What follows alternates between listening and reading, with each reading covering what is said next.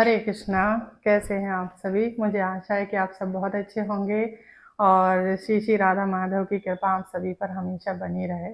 आज हम बनाने जा रहे हैं कुछ नाश्ते वगैरह बनाएंगे और कंटिन्यू रहेंगे, क्योंकि थोड़े थोड़े करके नाश्ता मैं बना के और दिवाली के लिए रख देना चाहती हूँ। कई बार घर में गेस्ट आते हैं और हमें किसी को कुछ देना होता है, तो इसीलिए मैं कोशिश करती हूँ कि थोड़ा बहुत कुछ बना लूँ घर पे ही। बाहर का कोशिश करेंगे कि लेके ना आए, वैसे मैंने तो बहुत टाइम से बंद किया हुआ है। आप भी कोशिश कीजिए कि जितना हो सके उतना घर पर बनाइए। देखिए, प्योरिटी तो किसी चीज़ में अब रही नहीं है, मेरे हिसाब से तो बिल्कुल भी नहीं रही है, क्योंकि कितनी ही चीज़ें हम घर पे कर लेंगे। अब अनाज तो बाहर से ही आ रहा है, उसमें भी मिलावट आ रही है किसी भी तरह का। आप आटा ले लीजिए, मैदा ले लीजिए, कोई भी चीज़ ले लीजिए, मुझे ऐसा लगता है शायद कोई चीज़ मिलावट के लिए छोड़ी नहीं है, सब में की हुई है मिलावट। पर फिर भी अगर हम बाहर की चीज़ बनी हुई और घर की चीज़ बनी हुई में कंपेयर करेंगे, तो घर की बनी हुई ज़्यादा अच्छी लगती है, क्योंकि वो जो बाहर बनाते हैं वो किस प्रकार से बना रहे हैं हमें कुछ पता नहीं होता।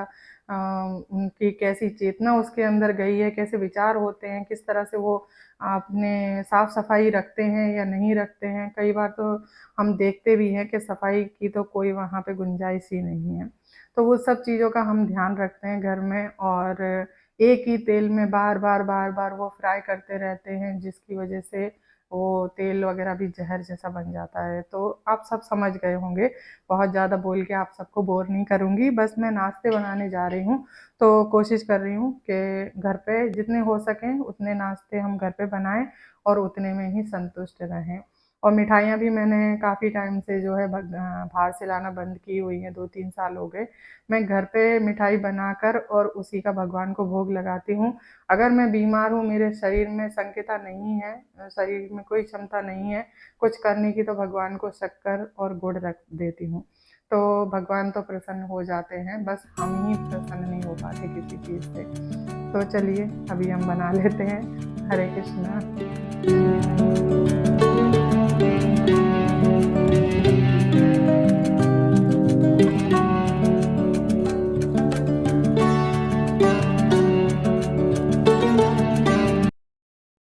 तो यहाँ पे मैंने मैदा ले लिया है। आप अंदाजे से ले लीजिए जितना आपको मठरी बनानी है उतना। और इसके अंदर अभी हम नमक डालेंगे, ज़रूरत के हिसाब से इसमें हमें नमक डालना है, भगवान के स्वाद के अनुसार। तो नमक डाल दिया है मैंने। अभी इसके अंदर अजवाइन और जाएगी और फिर मोयन जाएगा। मोयन का मतलब होता है आप तेल या घी इसके अंदर डाल सकते हैं। कई काफ़ी सारे लोगों को नहीं पता होता है मोयन क्या होता है। तो जब हम इस तरह से सूखे आटे में तेल या घी डालते हैं, उसको मोयन बोलते हैं, जिससे कि ये जो कचौरी या फिर क्या बोलते हैं मठरी, ये सब एकदम ऐसे खस्ता बनती है, कुरकुरी, वो इसी से बनती है। तो इसी को मोयन कहा जाता है। तो मैंने इसके अंदर तेल डाला है, आप चाहें तो घी डालिए, घी से और भी ज़्यादा अच्छा रिजल्ट आता है। अभी घी कम था इसीलिए ऑयल डाल दिया है, मेरे पास अभी ऑलिव ऑयल था तो मैंने बस वही डाला है। और इसको अच्छी तरह से हमें हाथों से ऐसे मसलना है। अजवाइन को भी आप क्रश करके डालना हाथों से, और ऐसे इसके अंदर ताकि दाने ना रहें। थोड़ा ऑयल डालने से इसके अंदर गुठलियाँ जैसी पड़ जाती हैं, तो दोनों हाथों की सहायता से आपको इसे फोड़ना है। और फिर ऐसे मुट्ठी बांध के देख लीजिए, ऐसे मुट्ठी बंधेगी मतलब मोयन इसके अंदर अच्छा है। जब आप मुट्ठी बांधेंगे और ये मुट्ठी बांध के छोड़ेंगे, वैसे ही अगर ये टूट के बिखर जाए, मतलब थोड़ा तेल या घी डालने की और ज़रूरत है। बस इसी तरह से चेक किया जाता है। उसके बाद इसमें थोड़ा-थोड़ा करके पानी डाल लीजिए और आप आटे को लगा लीजिए। मैंने तो एक बार में इतना पानी डाल दिया था, ध्यान ही नहीं रहा कि फिर दोबारा डालने की ज़रूरत नहीं रही। तो आपको आटा लगाना है पूरी के जैसा, ना ही ज़्यादा ढीला लगाना है और बहुत ज़्यादा कड़क भी नहीं। जैसे हम पूरी बनाते हैं, पूरी का आटा कैसे थोड़ा कड़क होता है रोटी पराठे के आटे से, वैसा ही लगाना है। तो अच्छी तरह से इसको नीड करते हुए हम आटा लगा लेंगे। और ये दिवाली के लिए मैं नाश्ता बनाने जा रही थी, तो मैंने सोचा आप सबके साथ में भी रेसिपी शेयर कर देती हूँ। ये 2 दिन का वीडियो है, 1 दिन पहले का और फिर रविवार का भी। तो देखिएगा, रविवार का मतलब होता है कि पूरा दिन मंदिर में जैसे कि सुबह से मंगला आरती से लेके और फिर पूरे दिन वहीं पर रात को। हाँ, थोड़े टाइम के लिए हम दिन में आते हैं घर पे आराम करने के लिए, 2-3 घंटे के लिए, लेकिन हम फिर से चले जाते हैं। तो यहाँ पे मैंने इसके अंदर काली मिर्च का पाउडर डाला है, 2 भाग कर लिए थे। मैंने जैसा आपको बताया था मैं 2 तरह की इसमें से मठरी बनाऊँगी, तो अलग-अलग कर लिया था मैंने पार्ट, 2 पार्ट में डिवाइड करके। ये काली मिर्च आप पीस कर मत डालिएगा, मिक्सी में जो पीसते हैं, आपको कूट लेना है। ईमान-दस्ता होता है खलबत्ता, उसके अंदर कूट के फिर डालना, उससे ही अच्छा टेस्ट आता है। और यहाँ पे हम ये एक हिस्सा है उसको बनाएंगे मेथी वाला। तो ये मैंने कसूरी मेथी ले ली है। अगर आप फ्रेश मेथी ले रहे हैं वो भी बहुत अच्छी रहती है। तो उसको पहले क्या करना है आपको, या तो उबाल के उसका पानी निकाल दीजिए और फिर उसको थोड़ा सा ऑयल डाल के आप उसको थोड़ा सा सौते कर लीजिए। और सबसे अच्छा तरीका यही है कि कसूरी मेथी लीजिए और इस तरह से आटे में उसको लगा लीजिए, इससे कोई कड़वापन भी नहीं आता और बहुत अच्छी ये मठरियाँ बनती हैं।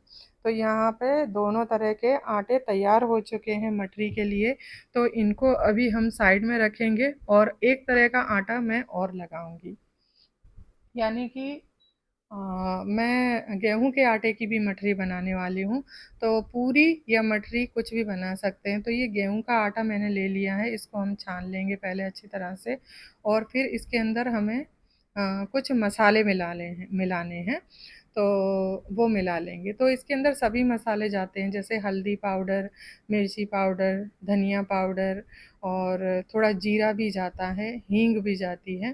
तो ये सभी चीज़ें आप इसके अंदर मिला लीजिए।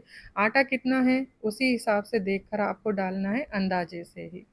मैं सारे काम अंदाजे से ही करती हूँ और वही सही रहता है। रोज़ डेली में हम उस तरह से करें तो सही है, क्योंकि रोज़-रोज़ माप के तो कर नहीं सकते हैं काम को। और यहाँ पे जीरा थोड़ा ख़त्म हो गया था मसालदानी में, तो उसको भी भर के हाथों हाथ रख दूँगी। और मैंने इसके अंदर भी जीरा डाल दिया था, हींग भी डाल दी है और नमक डाल देंगे ज़रूरत के हिसाब से। और इन सभी चीज़ों को अभी हम अच्छी तरह से मिला लेंगे। दीपावली पे आप क्या-क्या नाश्ता बनाते हैं मुझे भी कमेंट करके ज़रूर बताइएगा।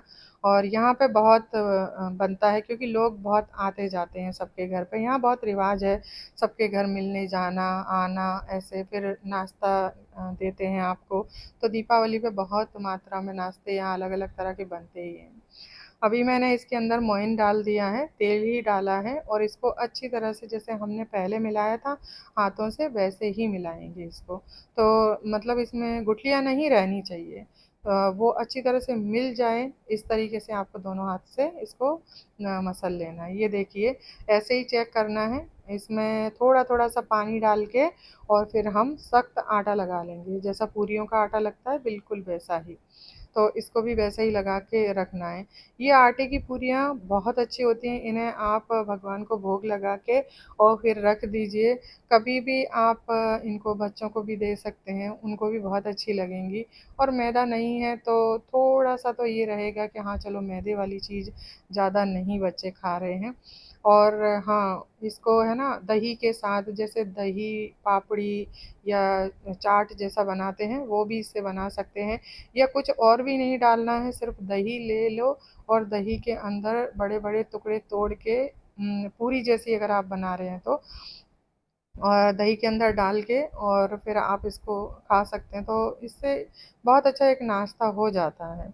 अभी ये सब आटे लग चुके हैं तो मैं थोड़ी देर के लिए रेस्ट करने जा रही हूँ। हालाँकि ये आटे को रेस्ट करवाने की ज़रूरत नहीं थी, लेकिन क्योंकि खड़े-खड़े बहुत पैरों में दर्द होने लग जाता है ना, क्योंकि काफ़ी टाइम लगता है। ये सब काम जो है वो धीरे-धीरे होता है।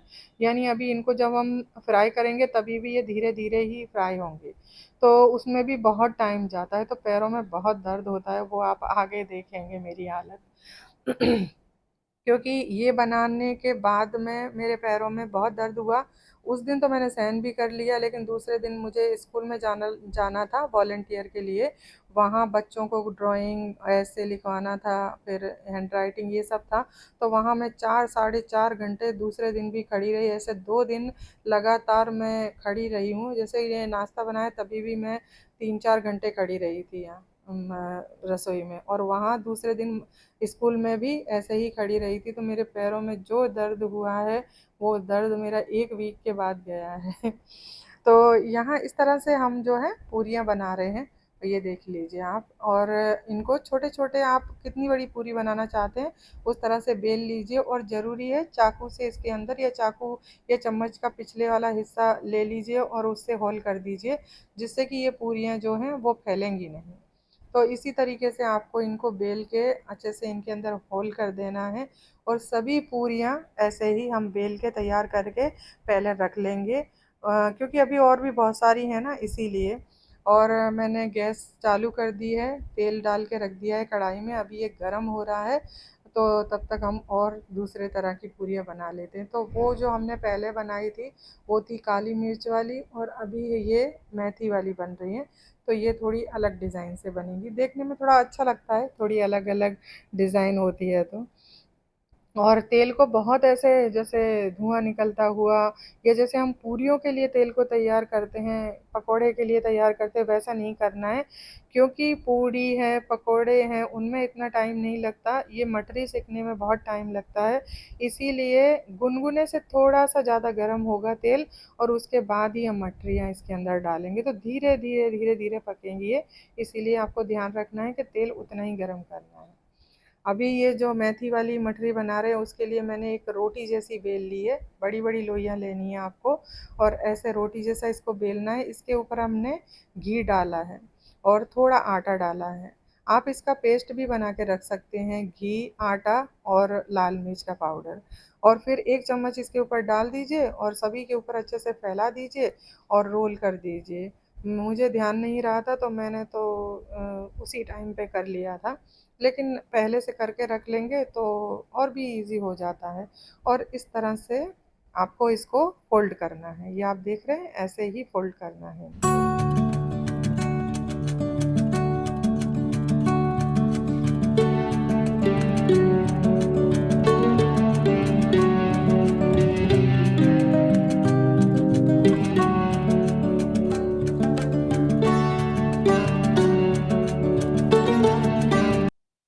अभी इनको हमने चाकू से बराबर बराबर तरीके से काट लिया है, और ऐसे आपको हाथों से इसको दबाना है और फिर बेलन से इस तरह से आपको बेल लेना है। इतनी ही बड़ी रखेंगे, बहुत ज़्यादा बड़ी नहीं करनी है। आप देख लीजिए कितनी बड़ी रख रहे हैं हम।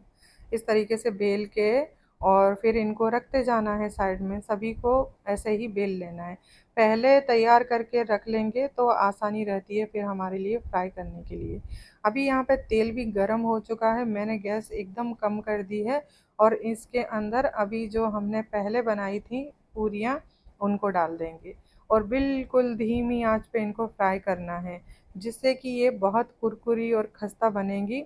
तेल में डालते ही फटाफट सेक के तुरंत नहीं निकालनी होती है मठरियाँ। इस चीज़ का आप ध्यान रखिए। देखिए आप किस तरह से धीरे धीरे ये सिक रही हैं। और पलट पलट के आपको इसको थोड़ा कलर चेंज करना है तो उस हिसाब से देख लीजिए। मुझे थोड़ा लाइट कलर ही पसंद है, ज़्यादा डार्क कलर पसंद नहीं है, तो मैं वैसे ही बना रही हूँ। और अभी ये देखिए आप, इनको अभी हम तेल से निकाल लेंगे। तो बढ़िया सी हमारी मठरियाँ तैयार हो चुकी हैं एकदम। और इसी तरीके से बाकी की जो मठरियाँ हैं उन्हें भी हम ऐसे ही सेक लेंगे।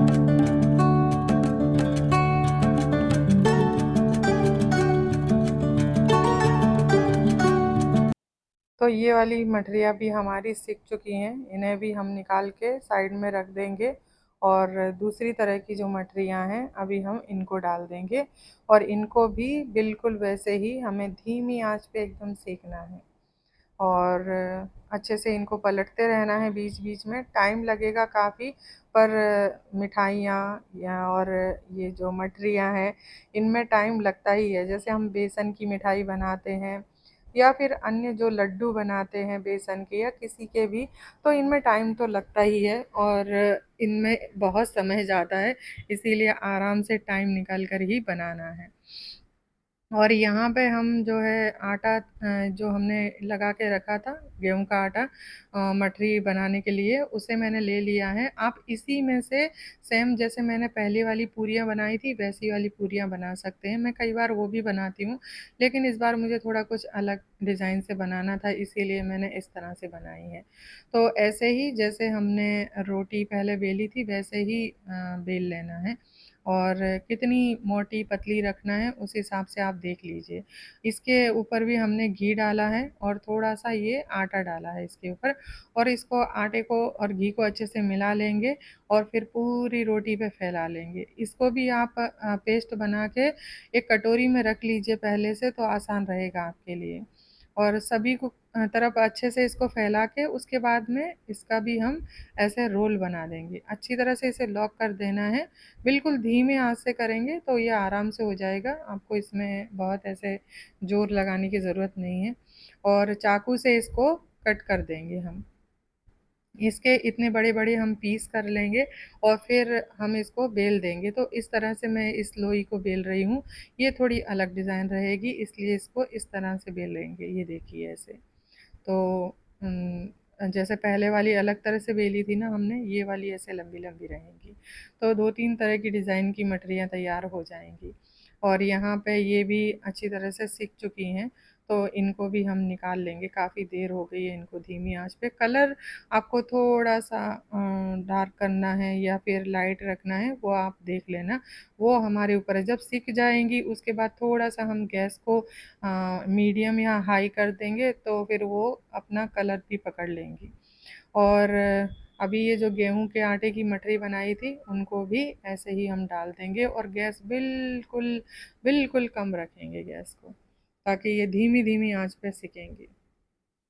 और मैं आपसे बोल रही थी कि आपने भी क्या-क्या बनाया है या बनाने वाले हैं, मुझे कमेंट करके ज़रूर बताइएगा। इंस्टाग्राम पे भी आप सब मुझे फ़ॉलो कर सकते हैं और वहाँ पे भी आप मुझे रेसिपी भी शेयर कर सकते हैं और फ़ोटो भी शेयर कर सकते हैं। मुझे अच्छा लगता है देखकर और काफ़ी सारे लोग करते भी हैं, तो मुझे बहुत अच्छा लगता है। आप सब कीजिए और इंस्टाग्राम पे मुझे फ़ॉलो कीजिएगा, फ़ेसबुक पे भी कर सकते हैं। सभी नाश्ता बन के तैयार हो चुका था तो यहाँ भोग लगा दिया था और इसी रात को मुझे जाना था बाहर कीर्तन के लिए। तो जैसे ही बना वैसे ही मैं फटाफट तैयार होके और निकल गई। तो मैंने जल्दी-जल्दी में फ़ोटो ले लिए, लेकिन मैं भूल गई कि मैंने रिकॉर्डिंग की है वीडियोज़ के लिए, तो मैं वीडियो लेना भूल गई, इसीलिए फ़ोटो ही डाल दिए हैं मैंने अभी। और ये मैं आपको दिखा रही हूँ यहाँ पे कि कितनी अच्छी और जो है खस्ता एकदम हमारी पूरियाँ ये बन के तैयार हुई हैं, मठरियाँ बहुत अच्छी बनी थी। आप भी ज़रूर ट्राई कीजिएगा घर पे और मुझे बताइएगा कि कैसी बनी है। और ये जो मैंने आटे वाली बनाई है ना, इसके अंदर आप सफ़ेद तिल आते हैं, वो भी डालकर देखिएगा, बहुत अच्छी लगते हैं वो। तो अगली बार कभी मैं बनाऊँगी तो बता दूँगी डालकर, लेकिन आप थोड़ा आटा 1 लोई का ले लीजिएगा, उतने में डाल के देखिएगा, बहुत अच्छी बनती हैं वो भी। तो मैं थोड़ा-थोड़ा आपको बता रही हूँ ताकि वेरिएशन भी आपको थोड़ा मिलता रहे चीज़ों में। और ये हमारी मठरियाँ जो हैं वो तैयार हो चुकी हैं और उसके बाद में ये दूसरे दिन रात को 2:30 बजे की बात है और मेरी ये जो हालत ख़राब हुई है कि मैं ही जानती हूँ। उस रात में 2:30 बज रहे थे और मैं रात को 2:30 बजे सिकाई कर रही थी पैरों की और सुबह उठ के फिर मुझे मंगला आरती के लिए मंदिर जाना था, क्योंकि रविवार को हम सुबह मंदिर जाते हैं मंगला आरती के लिए। मतलब कोशिश करते हैं जितनी बार जा सके उतना। तो अभी 4 बजे हैं, तो मैं सोच रही हूँ कि तब तक मैं अपनी माला कर लेती हूँ। मेरे घर से मंदिर की दूरी 10 मिनट की ही है, तो फिर मैं 4:30 बजे मुझे पहुँचना होता है वहाँ पे। तो इसीलिए मैंने सोचा माला कर लेती हूँ, जितनी होगी उतनी फिर निकलेंगे। और फिर मंदिर के लिए निकल गए थे, मंगला आरती भी कर ली थी। यहाँ पे प्रसाद है, ये खिचड़ी है, पापड़ है, हलवा है सूजी का। और मंगला आरती में सुबह-सुबह बहुत ऐसे मतलब अंधेरा होता है और वहाँ पे अच्छा नहीं लगता वीडियो वगैरह बनाना, इसलिए मैंने नहीं बनाया था। फिर कभी आपको कोशिश करूँगी दिखाने की। और बहुत ही स्वादिष्ट प्रसादम है, आप सब भी दर्शन कर लीजिए, प्रसाद के दर्शन करने मात्र से भी जो और फिर हम जो है यहाँ पे शाम को 4 बजे मृदंग क्लास होती है हमारी, तो उसके लिए फिर वापस आ जाते हैं घर से और फिर मृदंग क्लास लेते हैं 4 बजे से 5 बजे तक। फिर 5 से 6 बजे तक हमारा माताजी इसका जो है लेक्चर होते हैं, तो वो माताजी ही लेते हैं, तो वो लेते हैं और उसके बाद में फिर जो भी सेवाएँ होती हैं मंदिर में, उनसे संपर्क करते हैं काउंटर पे कि क्या सेवा करनी है। वो सब सेवाएँ करते हैं और फिर प्रसादम लेके रात को मंगला आरती करके घर जाते हैं। और यहाँ पे ये देखिए आज के राधा माधव के दर्शन कर लीजिए आप सभी। बहुत ही सुंदर दर्शन रोज़ ही सुंदर ही होते हैं। और गुरु महाराज के भी दर्शन कर लीजिए, श्रील प्रभुपाद जी की जय हो। तो यहाँ पे गुरु महाराज के भी दर्शन कर लीजिए। और आप सब ने जो है भगवान को प्रणाम करने के मंत्र वगैरह सीखे हैं या नहीं सीखे हैं, मुझे ज़रूर बताइएगा। मैं सोच रही हूँ कि मैं आने वाली वीडियोस में लाइन से भगवान को प्रणाम मंत्र कैसे बोलते हैं वो सब आपको बताऊँगी। तो आप सब मुझे कमेंट करके बताइएगा कि क्या आपको सीखना है और सीखना चाहते हैं, तो मुझे कमेंट में बताइएगा, तो मैं वहाँ कोशिश करूँगी वीडियो बनाने का, जिसमें हम चर्चा करेंगे कि कैसे भगवान को प्रणाम करते हैं और कैसे उनके लिए मंत्र बोलते हैं, गुरु महाराज को कैसे मंत्र बोलते हैं। बहुत आवश्यक है, यही सब हमें सीखना है यहाँ पर, तभी तो हम भगवान के धाम में ये सब चीज़ें कर पाएँगे। तो पहले यहाँ सीखेंगे तब वहाँ करेंगे।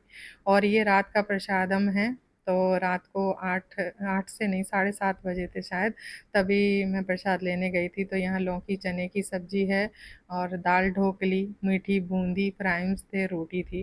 तो बस प्रसादम मैंने सोचा अभी ले लेती हूँ, उसके बाद में फिर हमें मंदिर में अंदर भी जाना है आरती के लिए, क्योंकि भगवान की शयन आरती करवा के उसके बाद फिर मैं घर के लिए निकल जाऊँगी। तो मैं 9:15 तक 9:30 तक यहाँ से मतलब घर पहुँच जाती हूँ, 9:30 तक तो पहुँच जाती हूँ, 9 तक यहाँ से फ्री हो जाती हूँ मैं। तो थोड़ा बहुत अगर किसी से बातें करनी हो, माताजी से कुछ कर रहे हैं, तो थोड़ा टाइम लगता है, नहीं तो 9 बजे तक तो एकदम फ्री हो जाते हैं। और बहुत ही अच्छा प्रसादम था। अभी भी मन हो रहा है देखने के, अभी इतने दिन के बाद देख रहे हैं तो। प्रसादम लेने के बाद में एक और लेक्चर था, तो वो लेक्चर लिया और फिर शयन आरती करके उसके बाद में फिर मैं घर के लिए जाने लगी थी। तो मैंने सोचा आप सबको बाहर से दिखा दूँ, बहुत सुंदर लग रहा था। सामने मंदिर है, बगल में चैतन्य भवन है। तो आज का वीडियो बस यहीं तक था, फिर मिलेंगे किसी अगले वीडियो में, तब तक के लिए धन्यवाद। हरे कृष्णा, हरि बोल।